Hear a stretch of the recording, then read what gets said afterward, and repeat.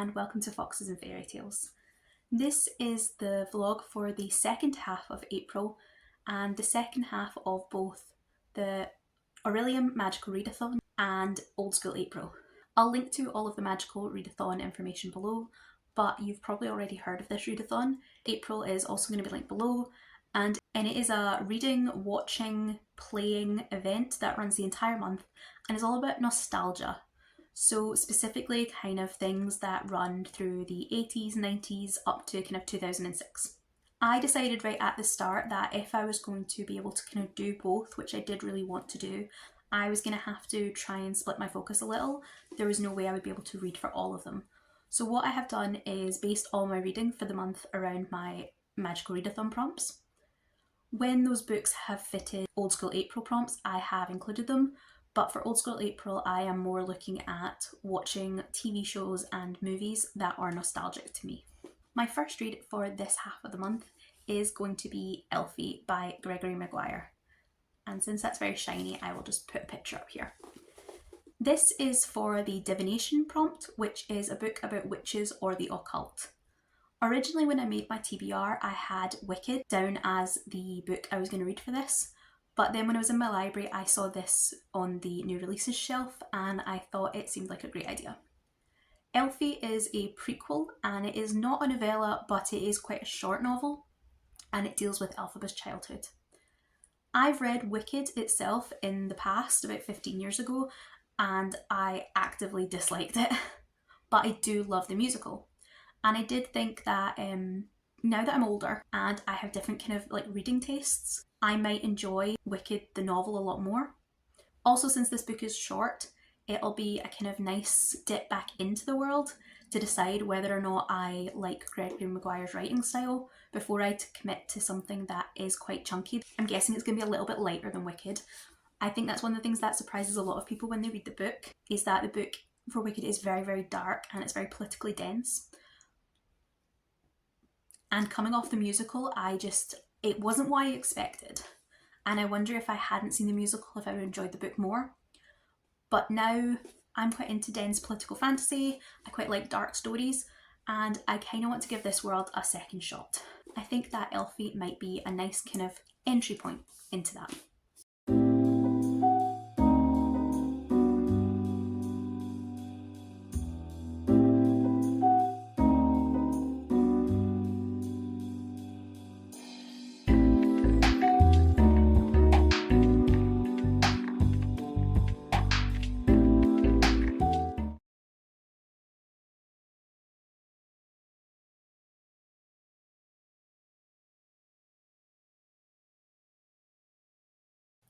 Okay, I have finished Elphie by Gregory Maguire.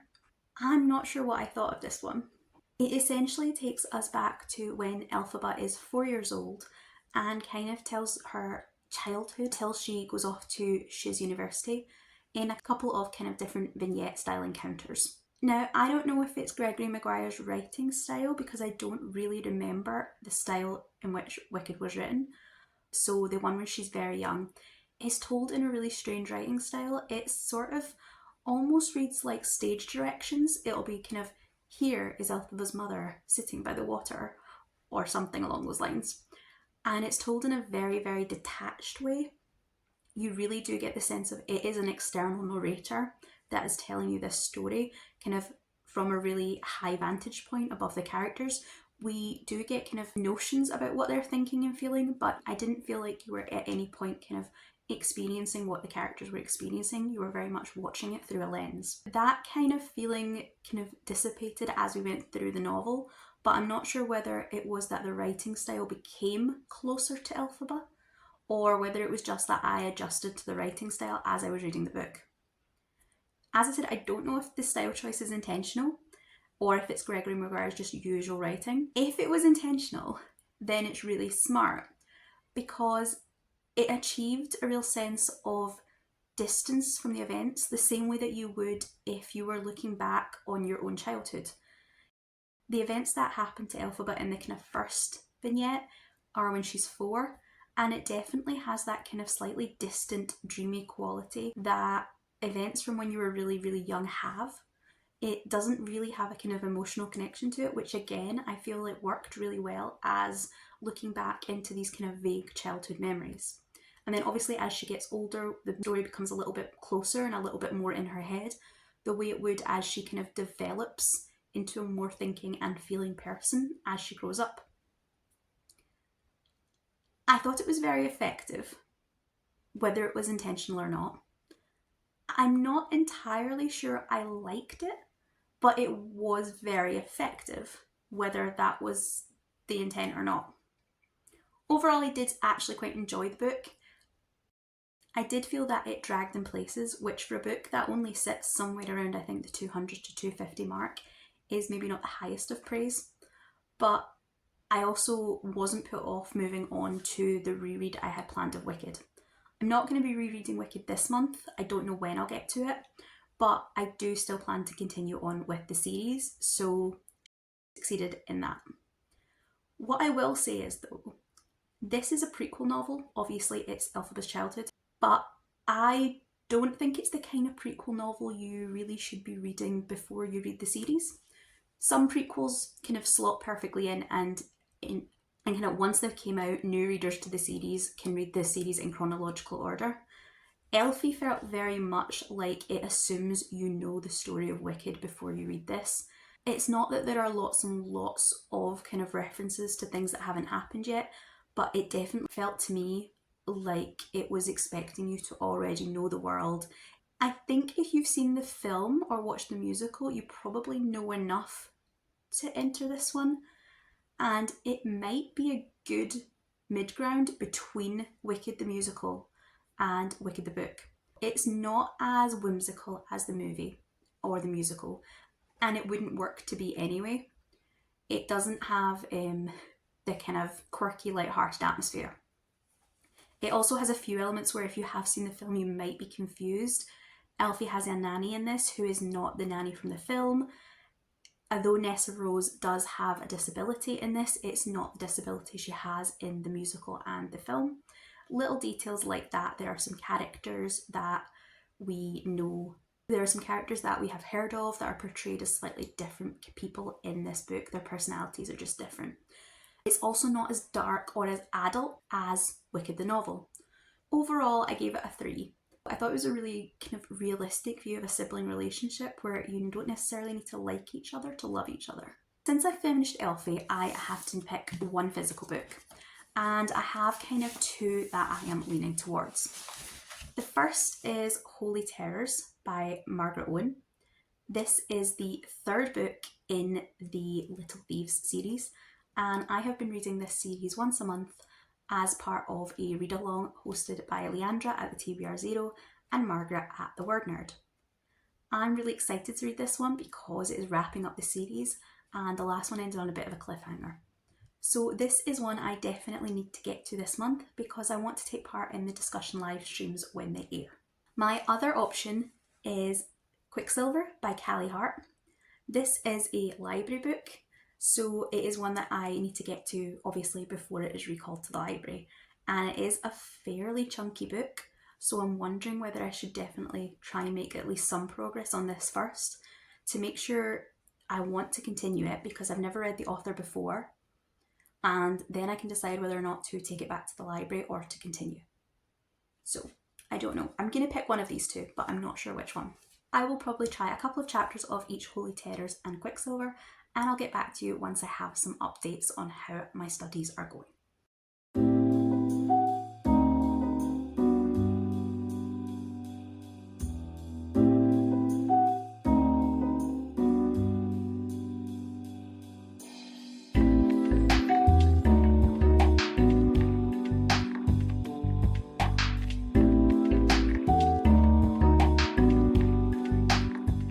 So I have read the first 2 chapters in Quicksilver, and it hasn't told me much.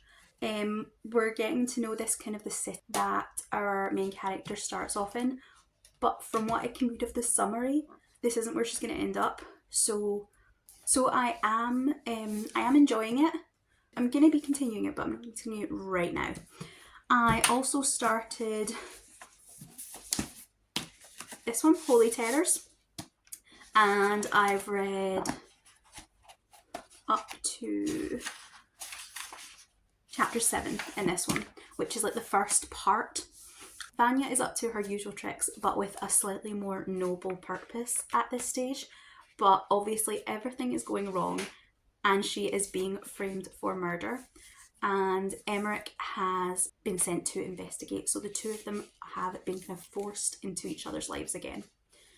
I was a little, not disappointed, but a little surprised to find that about 2 years are supposed to have passed between the end of Painted Devils and the start of this book, and that Vanya and Emmerich have been separated for that entire time.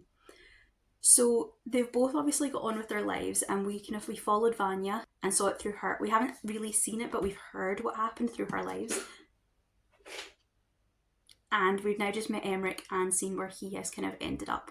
So he's now a fully ordained prefect and he has a fiance, which, I mean, Vanya's mentioned that she's been seeing some other people, but like a fiance.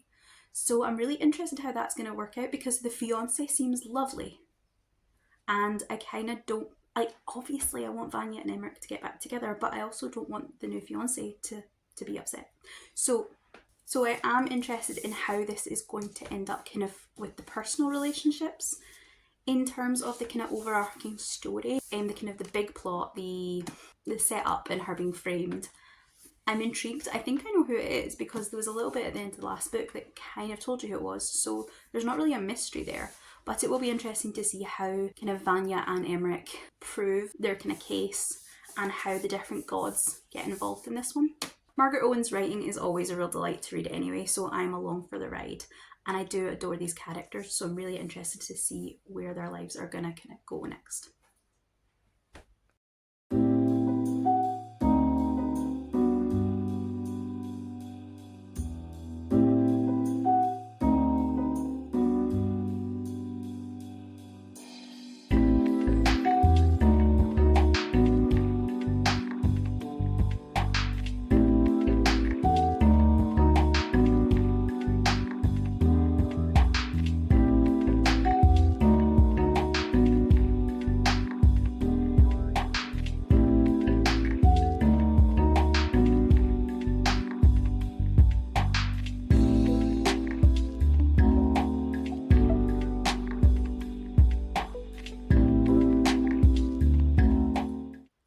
I don't think I checked in with you guys that much while I was reading Holy Terrors, but I finished Holy Terrors and it was everything that I hoped it would be.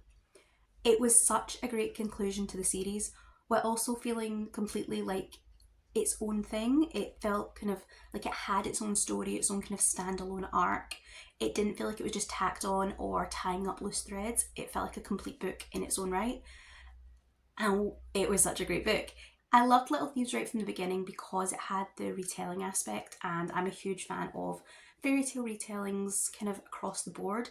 Even the ones I don't like, I tend to enjoy seeing how people have put their own twist on them. And Little Thieves was always a very original version of a Goose Girl story. Vanya is completely the star of the show.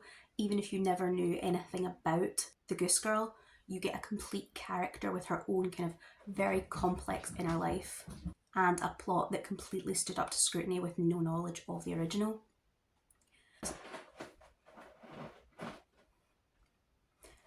I love Painted Devils too. That's not to say that I didn't, but it was very much a kind of road trip book, and Holy Terrors just hits that perfect sweet spot for me, that it's what I love in fantasy, even regardless of everything that's come before. Holy Terrors kind of gives us a political fantasy because we have had assassinated kind of emperors and dukes and duchesses, and there's a kind of succession conclave happening. So it takes a very high kind of political fantasy and it adds in a locked room murder mystery element, as well as pulling through some kind of, you know, revenge storyline aspects, and the whole thing just, it was perfect for me. I was so happy with the romances that happened. Spoilers, but at the end of Painted Devils we were left with Vanya and Emmerich going their own ways, and this one jumps in. So Vanya's had a couple of kind of short kind of relationships, it sounds like, and Emmerich comes, by the time he arrives, he's engaged. And I did love that Margaret Owen didn't go down that route where you have the kind of the new fiance or the girlfriend or whatever, and either she's a complete bitch right up from the start, or she seems lovely, but of course she's secretly a real bitch, because of course you can't have two women that you can root for in a story. If Vanya is going to get her man the way you know she is, then naturally the other woman has to be horrible. And I love that Margaret Owen didn't do that.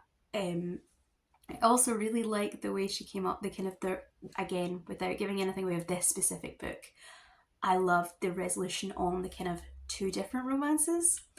I mean, with the kind of, we say the secondary romance, the one that I don't think was quite as, you kind of knew that Vanya and Emmerich were going to get together. They're the main characters. That's always been kind of their end game. The other romance that kind of we ended up with, I don't think was as obvious, but it's one that in that kind of situation, it's always what I say, go, but this is the solution. And it never happens. It's definitely not a kind of romantic solution that I was expecting to see in this book. It also had some really nice pull-throughs on kind of fairy tale aspects and kind of German mythology, which just kind of helped flesh out that whole world that we've been seeing right from the start of the trilogy. I loved the Lindworm storyline that was kind of mentioned as a kind of folk tale, but also kind of metaphor for how people saw the world. And I really like I love the mention of, like, it didn't matter at all, it wasn't an important part, but I loved the little mention of the Seven Leagues League, which is the original kind of proprietors of the Seven League shoes or Seven League boots, and they're now in this world, kind of like travel company that move very quickly. Like, I love that. It was really nice little touch, bringing back those kind of fairy tale-esque moments, and just kind of like, I don't know, it just kind of gave it an element, not of whimsy, but it just kind of like lifted the mood a little bit when we were having quite dark moments for the actual characters, and just stopped it going, feeling like it was kind of too grimdark, considering, as I said, this one's kind of murder mystery. There's a lot of death going on in this one. It would be easy to make it very, very dark, very depressing, especially since Vanya obviously has to suffer even more so in this one than she has in previous books. But she finds herself, and I just thought everything about it was perfect. I love this book, and I really liked that I didn't see a kind of resolution until we got there. And it did kind of pull through. The kind of finale utilised all the characters and all the kind of plot lines and all the mentions and references that had been happening throughout both books. And it just made everything feel very tied together and very, very relevant, and a kind of complete story in the trilogy, even though each book, I would say, has been able to stand on its own. So this was like a top tier book in a top tier trilogy. I don't think I would rate any book in the series under, I mean, I think I personally, like from an emotional point of view, I think I gave every single book 5 stars. But even if I'm to be very, very, very objective, I don't think I would rate any book in this trilogy under a 4.5. Like, it's a brilliant trilogy. So I was a little unsure what I was going to pick up next, because I had a day off. Not a reading slump, but I did have a little kind of, I didn't just jump straight into something else. I had though already started the first chapter of Quicksilver, because I was deciding which one to go for. And I kind of told myself that I would maybe read, you know, a few chapters of Holy Terrors and kind of flip-flop them. But then I just plowed through Holy Terrors and I didn't go back to Quicksilver at all. But that's fine, because that's what I'm going to pick up next. So Quicksilver it's been all over Book Talk and all over Booktube, and it's all over Waterstones, and it was in my library. So it wasn't one I planned to pick up. It's not one that I personally would have picked for myself. But I read the first, I want to say 3 chapters, and it does seem quite pacey. So so far we have a very dystopian feeling kind of desert city, and a Ceres who is a kind of thief, and she's from one of the kind of the worst districts in this city, and she's kind of she encounters a guard. She steals his gold gauntlet and makes her escape, and then she's currently trying to kind of like, I think she's going to melt it down. So that's where we are at the moment. It's very early days, and I'm gonna try and get some of this read today during sprints, and I will get back to you with an update. Maybe later today, maybe I'll read another few chapters and I'll get back to you.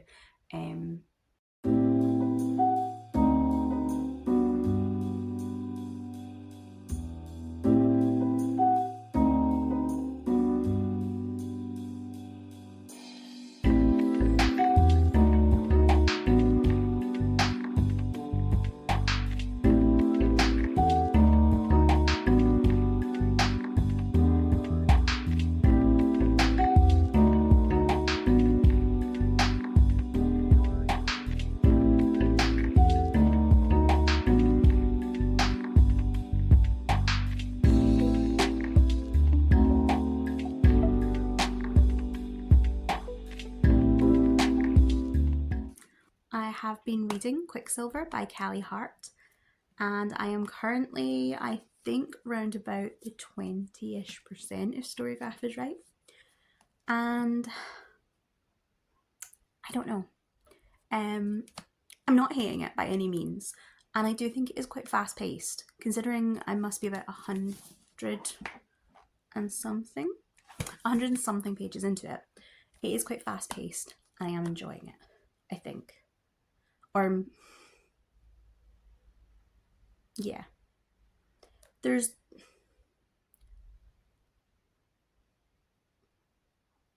I'm intrigued by the plot. There's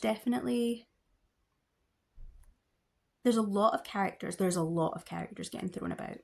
And I kind of don't feel like a lot of the world building is getting explained as we go. There's just a lot of kind of like characters mentioning things or saying things that clearly refer to events or to other people, and we just don't get told anything. It's just all left kind of like mysterious. And that might be something that works really well if the world building later kind of backs it up. Or it might just be kind of mystery for the sake of trying to be mysterious, in which case I'll be really annoyed. But I could kind of go either way on it. I have lots of questions at the moment. I want to know if... I'm going to call her Ceres. Is that... Yeah, I'm going to call her Ceres. I think that's... There's a pronunciation guide in this, which I love. It's actually a really gorgeous edition. Like, I'm kind of sad it's a library book. I'm almost tempted to buy it myself already to have a copy, and I've not even decided if I've, liked it. But it's a really gorgeous edition. It has pronunciation guides, it has maps, it has foiling on the inside on like the end papers, and I would show you, but it would give away the libraries, and so things like that. It was a very, very pretty edition. What was it? Yeah, so Ceres, I'm curious as to how things are going to work out with her brother, because her brother is a bit of a fuck up, and the point I'm at now, the plot has started to plot. She gave herself up to protect him because he got caught with that gauntlet. There was torture. She ended up going through into this kind of other world where we have a kind of court of fae who are kind of fae have been vampire. That's the world building. The world building is that the fae used to be vampires, but they have now kind of lost the bloodlust, and they are living in this kind of very wintry type setting. It's all a bit, I don't want to say airy fairy, but yeah, that world, the world building, I don't have anything in my head for what it looks like. There's a library somewhere, there's a forge somewhere. Other than that, I'm very kind of, I don't know what this world is.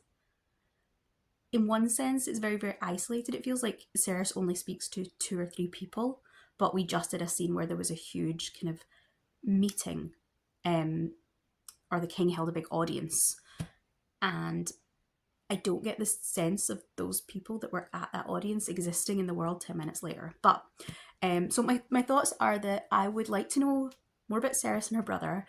Ceres at the moment doesn't know if he's alive or not.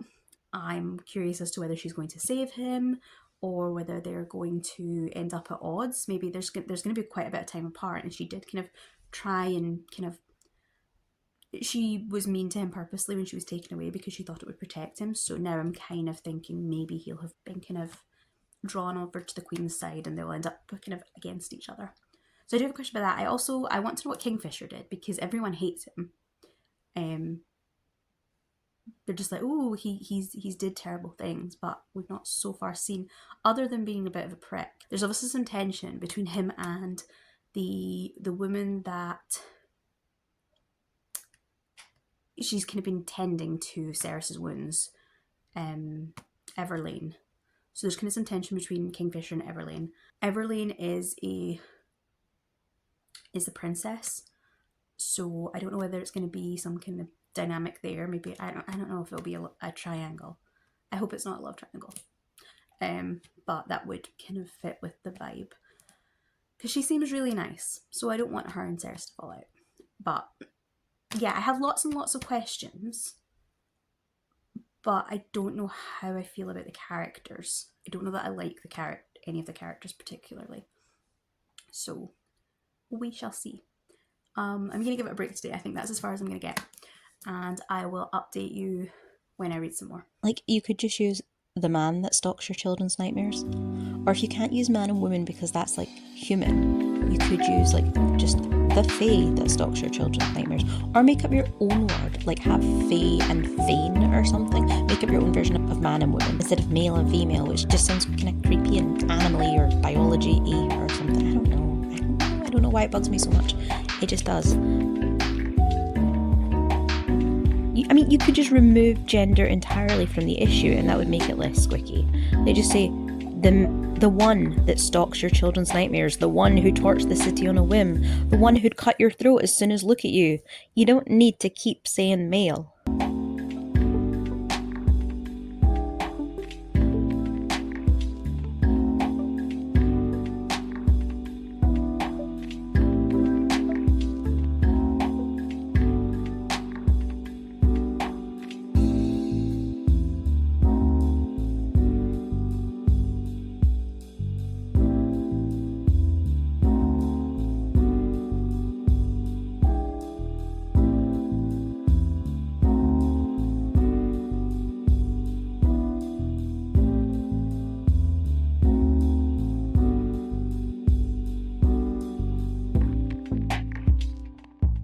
Okay, so I haven't really updated you about Quicksilver because I haven't really been reading it. I made a little bit of progress, but not really enough that I feel like I'm in any better position to talk about the book than I was. I think I'm around the 25-ish%. And the thing is, I'm not excited to pick it back up. I did get an answer to a couple of my questions, but yeah, the world building to me still feels there's a lot of stuff mentioned, but it feels very scattershot, and I just don't feel like it's connected. It feels like more these are things that would be cool, and there's not a kind of it's not been woven together and kind of thought through and maybe even explained as much as I would like. I don't know. But the main thing is the dialogue between Kingfisher and Ceres is so cringy. It's just, I cannot. I think it's meant to be romantic flirting, but it's obviously enemies to lovers flirting, and it just is so cringy. And at this stage, all they're doing is working in a library together. Like, I cannot imagine the level of ick when we get to the actual kind of smutty scenes, of which I assume there will be several. It's just the dialogue's just like he just I don't like it. It feels like something you'd get from watching really bad porn. And I know that these things aren't meant to be realistic. I get that. Like, I mean, it's fantasy romance. There's elves and vampires and kingdoms and stuff. I know it's not realistic. But it just, in the interpersonal moment, I feel like books should feel realistic. Whether they are, they're taking on empires or set in space or whatever other completely unrealistic thing is happening. Whether it's vampires or aliens or sex with sea monsters or whatever. I kind of though feel like the dynamic between the characters should feel believable. And I don't know, it just feels like they're caricatures of each other. He's kind of spunky orphan. Like, I mean, she's basically Aladdin. And so far, all I have for Kingfisher is he growls a lot and calls her a bitch in heat because she spoke to him. And I don't know. I'm not actively enjoying the book, and that's the main point here, is that I'm not enjoying the book, so I'm DNFing it. Which, go me, because DNFing has been one of my goals this year, and weirdly I think doing these vlogs has made me far better about DNFing, because rather than just being like trundling through the book, I'm stopping to think about what I think about it at, these maybe 25-50% marks, instead of waiting till I'm ready to write a review. And I think that's actually making me giving me pause. It's helping me go, but why am I still reading it if I'm not enjoying it now? And I know I'm not enjoying it now because I'm stopping to think about that. So if nothing else, I think doing these kind of like reading vlogs is helping me get to that kind of, I want to DNF more. And I mean, obviously I don't want to DNF more, I want to enjoy more books. But I do want to, what I want to do is not waste, I don't know what I think the Goodreads estimate in this is like 12 hours. So I don't want to waste 12 hours reading a book when I could maybe read a book I would give 5 stars in that 12 hours. So I want to DNF more for that reason, not just to DNF, obviously. But yes, I'm DNFing this one. Which leaves me then needing to fill a gap on my inscription subject. The prompt for inscription is to read the first sentence of 3 books and pick the one that's your favourite. So since this one's going back to the library, I thought I would stick with the library as a theme, and I picked 3 books that were available on Libby that I had kind of vaguely heard of before. So they're not a complete, blank, because I want to at least think I'm going to enjoy them. So there are books that have kind of been tentatively on TBRs, but I just haven't got to. And the one that I picked is Just One Damn Thing After Another by Jodie Taylor. It is, I think, the first book in, I want to say it's called The Chronicles of St. Mary's. And I think it's like cozy time travel or cozy academia. I don't feel as bitter about DNFing Quicksilver though as I did about DNFing Go Luck Yourself, because this one honestly was taking a chance on it anyway. It wasn't something I would have picked up if I hadn't seen it. If I hadn't seen it get so much hype, I wouldn't have really known about it when it crossed my radar. And if it hadn't been in the library, I probably wouldn't have bought it. So I definitely wouldn't have tried it. So between those two things, it was like, it was a long shot anyway. Whereas Go Luck Yourself, I expected to love. So this one, I don't mind. It's fine. But yeah, so I think I'm going to try the kind of historical. I think obviously it's time travel, so it's sci-fi, but I think it's more like a historical. So I'm going to give that a go. I think it's probably fairly short. So I'll get back to you and let you know how that goes.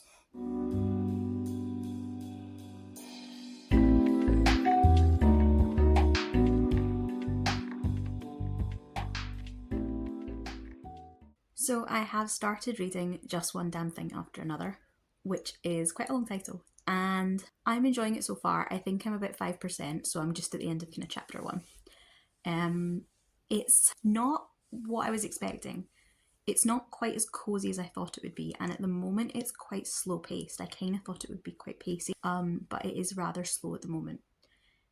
It does make sense though. At the moment, our protagonist, who is Lucy, has just been invited by an old headmistress to kind of interview at St. Mary's. It's a special historical research institute that is attached to a university. And when she's given the tour, she kind of meets all these different department heads, so like R&D, security, costuming, kind of departments that they're not unrelated to history, but they might be more than that. And every time she speaks to someone, the person giving her the tour is very, very quick to point out that she hasn't had her interview yet. And it turns out it's because obviously it's at the interview that is explained to her what St. Mary's really is. And what it is that all the departments she's met are the kind of the support system that allow a very select group of historians to use these kind of like shuttle pods to jump back in time and to observe and to record events in history. And it's pointed out it's a very, very dangerous profession. The historians do often get caught up in these events. They do often not make it back, but that they are bringing kind of research back that is paid for by whichever kind of organisation has hired them for this particular event. So there's lots of kind of technical details. There's lots of going over the kind of the science, the fake science of it. But I do enjoy the setup. I don't tend to get on well with like dark academia books, but I do enjoy, would we call them light academia? Like I really enjoy like A Natural History of Dragons and those kind of, women in science, like the Amelia Peabody. It's not really science, but the kind of Egyptology of that, and the Raiders of the Arcana, the new Jacqueline Benson series. Anywho, so yes, like I really enjoy academia, in novels, but I don't get on with dark academia. For some reason, there's a difference there. So I am hopeful that this is going to be one that I will like. Hopefully the pacing picks up as well a little bit. I don't mind slow pacing, but in a kind of academic setting, I find that if it's also slow, that can be a real drag. I did kind of really like, though, just at the very end of chapter 1, I think the kind of the end of the interview, she gets asked, at kind of, taking her mettle as a person, would she be able to do certain things, if it came to it, like morality and, determination and, fortitude and stuff. And she's asked, would you be able to kill someone, to kill a man? And her response is something along the lines of like eventually. So I think that probably gives you quite a good sense of both the book's kind of tone of humour and like the kind of character's kind of irreverent personality. So I think it's a good setup. And like I said, although the pacing is a little slow, I think I'm going to enjoy it. I have high hopes. Because after the kind of the high of Holy Terrors and then the low lows of Quicksilver, I'm hoping that this, I'd love it for it to be a 5-star. I'm kind of hoping it'll maybe hit about a 4. I could do a 4, that would be fine. It is a really long series, and although I got this one at the library, I had found books like 2, 3, and 4 in one of like a charity shop when I was out one of the days, and of course I picked up them, even though I hadn't any way of reading book 1 at the time. So those are all in a box, and if nothing else, I really want to like this one enough that I am settled into the world and I can read the 3 books that I have, and then I can decide whether or not I'm going to bother continuing the series. In terms of vibe, it reminds me so much of a show that nobody else is going to know about, because it was really like obscure and I think wasn't that popular. But back in like 2016, there was a show called Timeless, and it had 2 seasons, and it had one of the guys from ER was like the villain in it, and I loved the shit out of this show. It ended on such a cliffhanger and then got cancelled, and I was absolutely furious, because it was the kind of show that was just made for me, because I studied history when I was at uni, and like I love a good kind of historical, but I also love when kind of it's a historical that doesn't take itself too seriously and doesn't like kind of deify history as it's been presented, that takes a kind of fresh look at it and does kind of understands what we don't understand and lets you kind of play about with filling in the blanks rather than having to take what old white men have said are the blanks. So I really liked Timeless. I thought it was fun, and I could see them as being, they were kind of historians, but historians that weren't tied to necessarily just regurgitating the status quo, which is giving it a lot more depth than it was. But it was a fun show, and basically they had their different departments. So they had like costuming, and they had R&D that would do tech stuff, and then they would hop back in time. And I think in Timeless they were trying to change events, whereas in the St. Mary's story they're just there to observe. But it's very, very, very, very on point. The other thing, like if you're looking for kind of what it reminds me of, that isn't quite as on the nose, but is maybe a better comp title for like, people to relate to, like it's more common and more popular, would be, it really reminds me of Stargate. Less kind of army camo and more just like in a normal kind of research institute. Instead of going through their portal into other planets and into other worlds, they're taking these little pods and they're going back in time. So it did give me very much kind of getting Stargate vibes from it, like maybe the early seasons of Stargate before it gets to kind of when they were doing kind of quirky one-off episodes. It gives me slightly that vibe.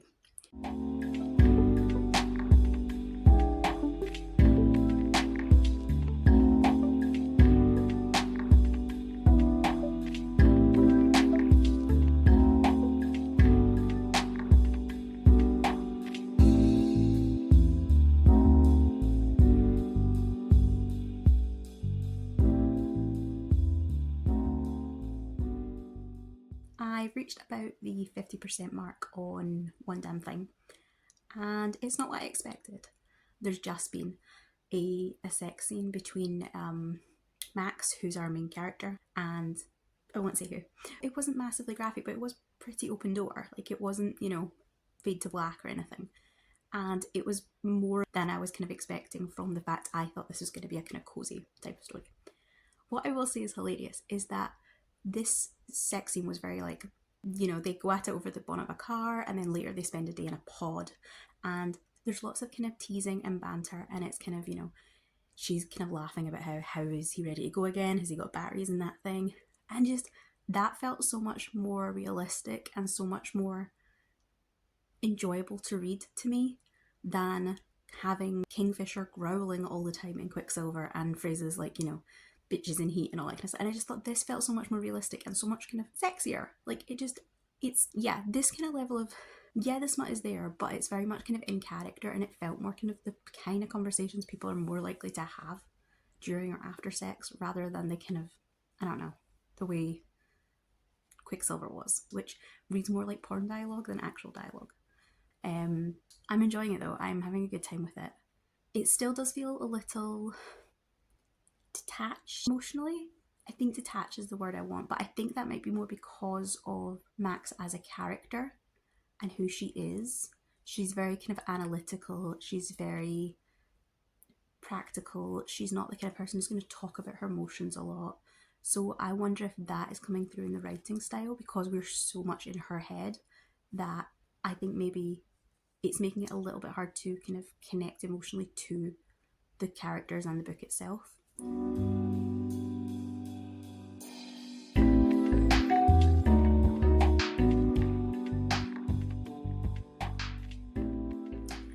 So I have reached the end of Just One Damn Thing After Another, and I really enjoyed it. It's turned out that it was a much darker book than I thought it would be. I had it in my head as a kind of lightweight time travelling cozy. It's definitely not that.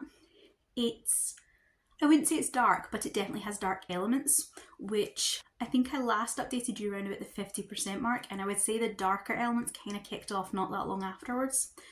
There are kind of, for if you want to be aware of trigger warnings and stuff, you should look this one up because I think it gets, from what I had seen, I wasn't expecting there to be, I hadn't been expecting there to be kind of sex scenes at all. I'd thought it would be, if anything, quite closed doors. But specifically there is a sexual assault scene and there is a mention of pregnancy and miscarriage. And neither of them are particularly long incidents. They happen very briefly, but they do have ramifications that carry through for the rest of the novel. So they are quite thematically important. So that might be something to be aware of if those are things that are important to you as a reader to know about. I think my kind of my judgment at the beginning was pretty much spot on. I didn't think this was gonna kind of get to those lofty heights of Holy Terrors. I didn't think it was gonna be a 5-star. But I also was hoping that it would hit significantly higher than my kind of 2/DNF that I was thinking about for kind of Quicksilver.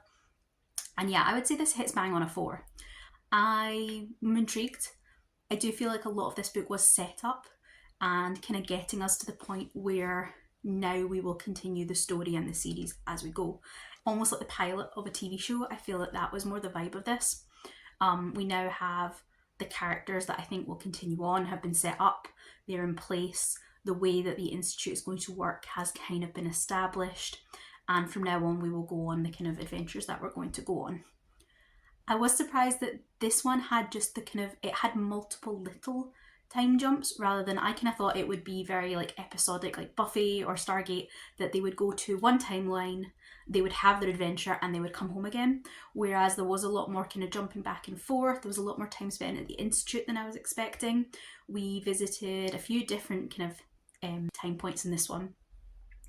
I'll be interested to see whether that continues. I'll be interested in the future books. Will they just have kind of, this book is going to be set in Elizabethan England, or will it be that there is a greater plot happening and the kind of time jumps are almost incidental just to kind of happen as and when they're relevant to the plot? I don't know. I am though interested in finding out, so that's an up. I had bought books 2, 3 and 4 from a charity shop. I hadn't been able to get book 1, but I was able to get that on Libby. That's really good because if I'd hated this one I'd had to get rid of those. Whereas now I have at least 3 books and I think the series is currently sitting somewhere around this 14 book mark. So if I get to the end of the books I have, that's me 4 books in, and I think that would be a really good kind of like, I've given the series a really fair shot to decide whether I want to go and buy the rest. I don't think my library has them all, weirdly. I think they have like a mixed bag of them. They had this first one on Libby, and then I think the next one they have is like 6 and then maybe 8. So it's kind of all over the shop, so I might have to kind of play it by ear if I don't want to just buy the series outright, which 14 books, even if I love them, does seem like that's an awfully big kind of commitment shelf-wise, and I don't know that I have that space. So ebook would probably be preferable, but library would be even better. We're ending on an upshot, and that is what is important. I haven't really been updating this in regards to the kind of the OSA watching stuff. I definitely haven't been able to watch any of the horror I kind of bookmarked. What happened was I started watching Starsky and Hutch and I didn't stop. So there are, I think, 4 seasons of Starsky and Hutch, and they're all about the 22 episode mark. And I think I'm currently just at the end of season 3 possibly. So I think I'm going to continue that into May. But it does mean that I didn't get on with any of the other TV shows I thought I might start. I just got caught up in this. But I've had a great time with it. The only kind of movies that I have managed to fit weren't old movies. But they did have, I think, kind of nostalgic vibes. The one I watched just the other night was Champions. And the main kind of character, it was Woody Harrelson.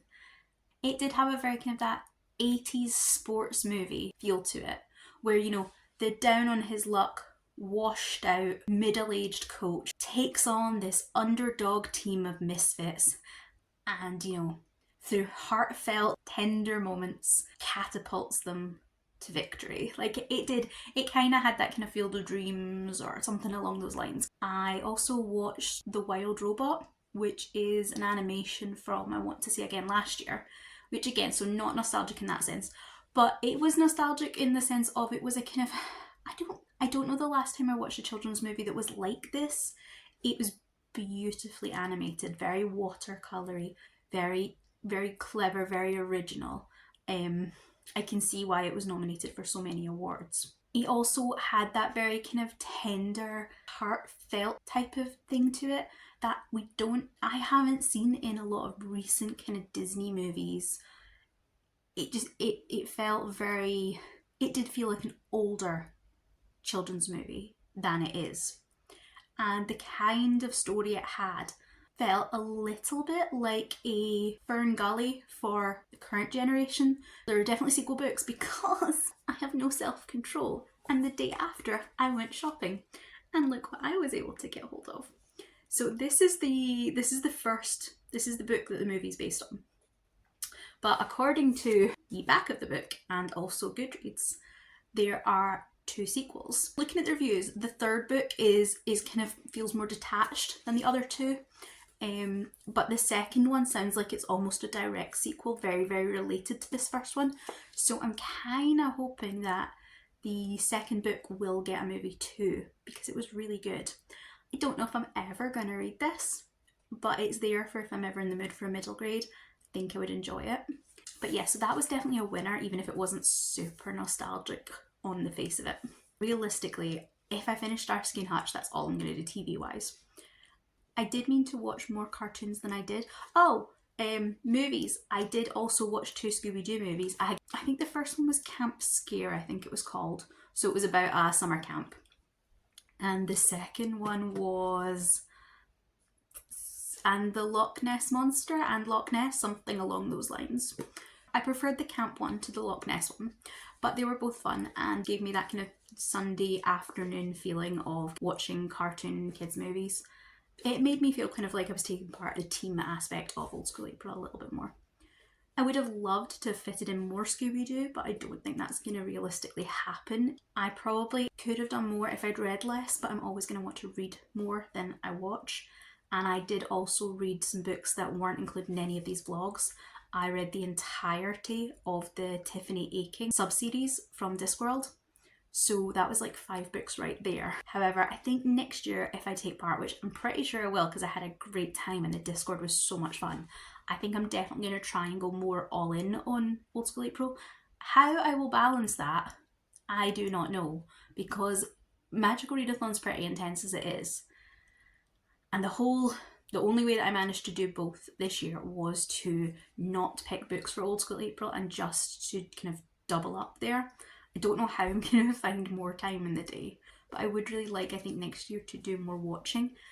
So yeah, both readathons have been massive successes, and I'm really, really happy with not just how I did, but the kind of the experience I had doing it.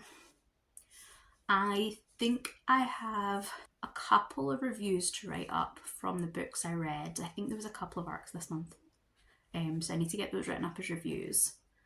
But next year, maybe what I'll do is I'll kind of prepare earlier and start kind of gathering some DVDs and things in advance, so that then the things I want to watch, because they're for the kind of old school aspect, will be easily available, and I can hopefully then work more of those in, because it won't be a kind of effort to do it. So yeah.